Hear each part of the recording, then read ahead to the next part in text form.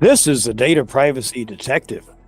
Now, in this episode, number 173, we're going to explore very important new emerging standards for achieving high level of cybersecurity to protect sensitive data.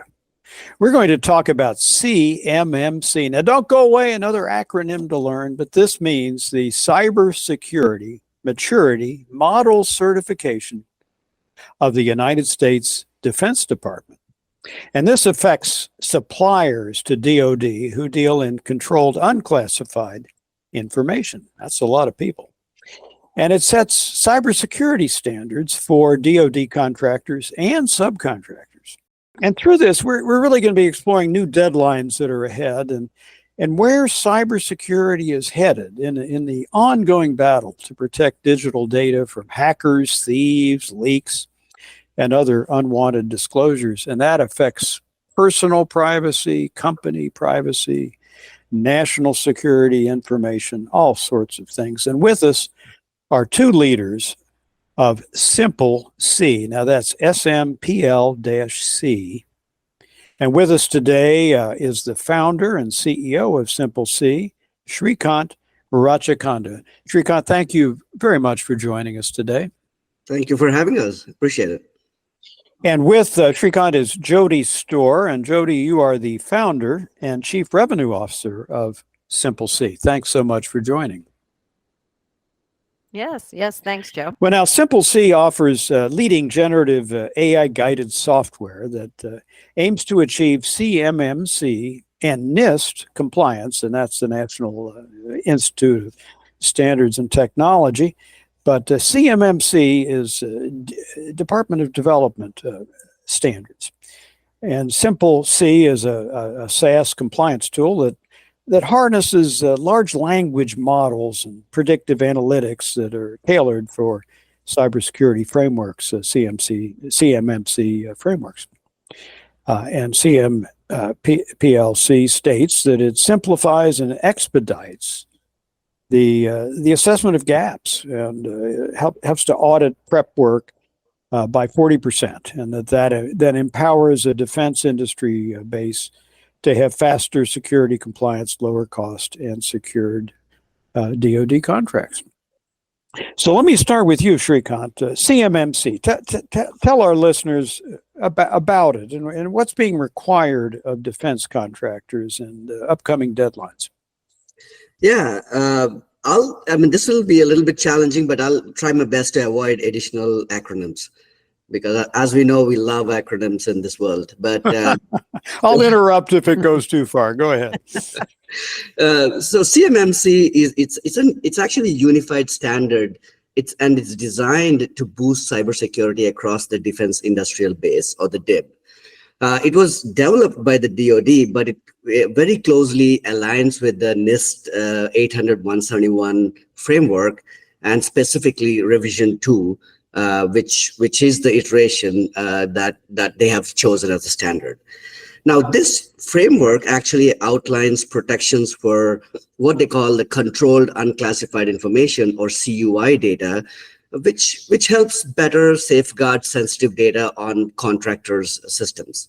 So now, this is not about classified information, but nonetheless, you're talking about the Defense Department, and so it's pretty high level of data that we're trying to protect. Exactly. So it's like F-16 blueprints that need to be given to a manufacturer in somewhere in United States, and is building a part for a part, right? So that is important data that we need to protect and safeguard.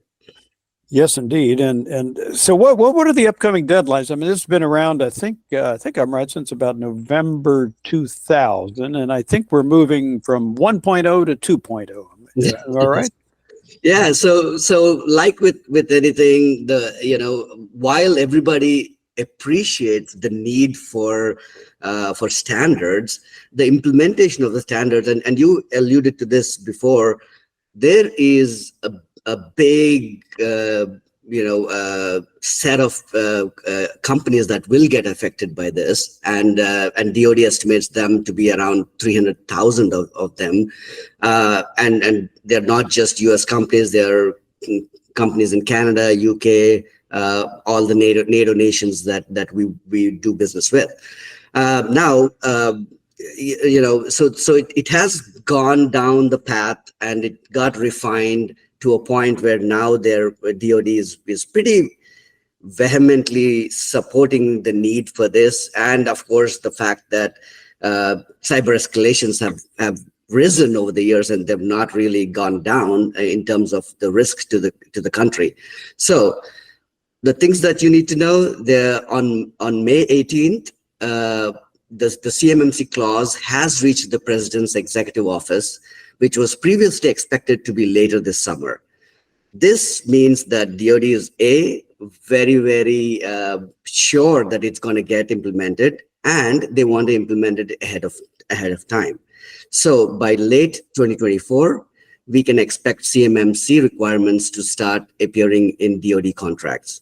What that actually means to the defense contractor is it's the time to get certified is closing in fast. Right. Now, I think 1.0 started with 5 different levels of compliance. Yes. Now we're 2.0 is 3 different levels of compliance, ranging from what, lesser risk to greater risk? Is that? Yeah, it's like, so they frame it in a way that's more appealing, I would say. It's like level 1 is basic security controls that you need, like two-factor authentication or MFA, things like that help puts the groundwork. And level 2 actually is a significant leap. So from level 1, which has 17 practices, it jumps to 110 regulations, and that actually is almost a significant work that a defense contractor needs to do to ensure that they're compliant. And level 3 is even higher. Yeah, in fact, it's so out there that DoD is still figuring out what's the best way of handling that. So add another probably 100. It's now I think 142 controls for level 3. Well, this is really interesting because this is the architecture of cybersecurity, isn't it? That we're talking about. We're talking about tech infrastructure and an architecture, and so to say yes, I'm in compliance. You're talking about a lot of work that has to go into this to meet these evolving standards. Yes, and this is actually part of a global trend, that a broader trend actually, I would say, in global cybersecurity standardization is very similar to like the ISO 27001 and SOC 2 standards that are evolving. Now these efforts are mainly to create a more secure and resilient supply chain by ensuring consistent and rigorous cybersecurity practices for all contractors. Now, I don't think anybody disagrees with the point that we need to be secure from a data perspective, especially with the amount of sensitive information that gets passed around, within these contracts. So that is almost basic right now. Right, and it's continuing. Well, Jody, let me turn to you now. How does your company approach this? I mean, how do you work with companies, and give us a little sense of how maybe you're a little different from competitors? There are many out there who offer advice about CMMC compliance.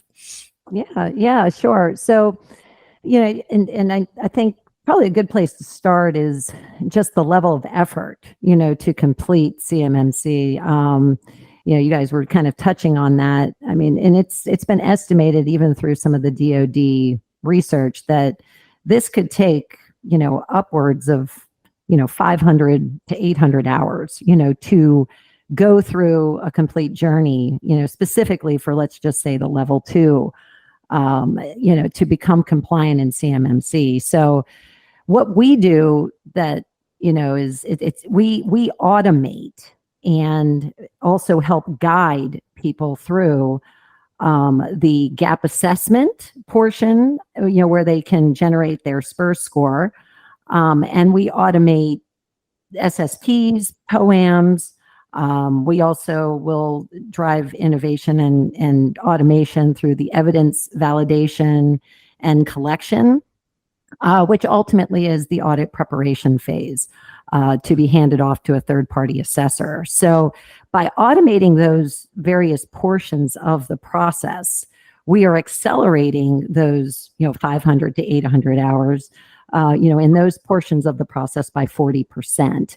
Because currently what's happening with those various items that I've just listed, gap assessment, SSP, POAMs, collecting evidence, preparing for audit, that's all done very manually through spreadsheets and OneDrive files, and it's all done step by step, and it can take Right. 6 to 9 months. Well, that's a software service, but do you use AI? Is that involved? Yep. That is definitely, we are the only one in the industry that is harnessing the large language models and predictive analytics that are solely trained on the CMMC and the NIST 800-171 Rev 2 frameworks. So being that it is solely trained on these, we can accelerate these processes for, defense contractors or, compliance experts, making a productivity multiplier, lowering the cost for them and helping them with their cyber hygiene along the way. Excellent. Well, let me turn back to you, Shrikant. Now, let's say a company's reached level 2. We'll talk about level 2, not level 3. How safe is data then? If you're meeting those standards, I think you said more than 100 different things have to be considered and met. How secure is it, and what risk would still remain for sensitive information?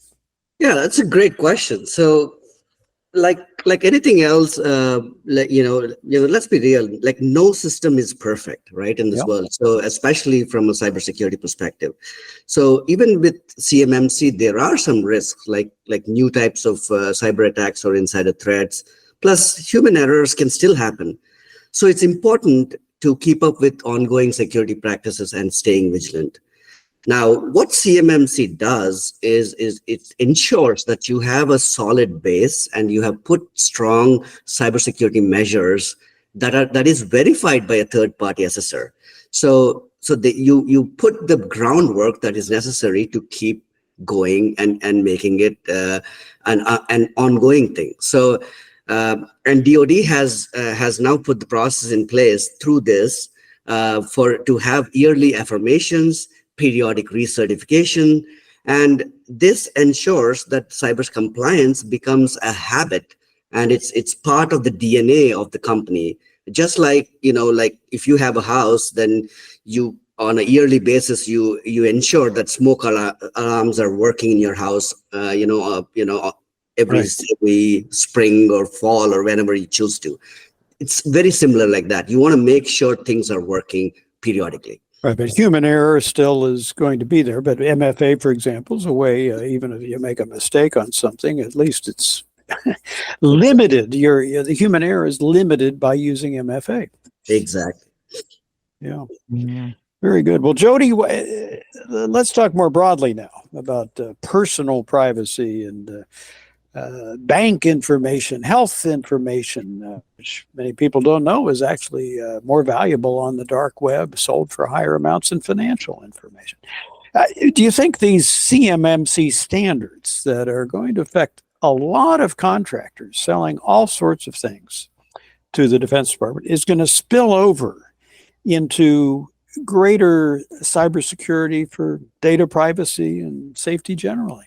Yeah, it's a great point, and we're already seeing this trend where people are leaning in because CMMC is the uber standard. I mean, there's no question. There's a lot of different self guided or self attestation types of frameworks that are out there that people are doing to show cyber hygiene. But CMMC is really the gold standard that will require, especially in level 2 and level 3 for certification and third-party assessment. So this gold standard is already trickling into other public sector types of organizations. I mean, Department of Energy seems to be kind of dabbling around in looking at, enforcing this as well. Department of Transportation, it just goes on. And in terms of the commercial, I can see that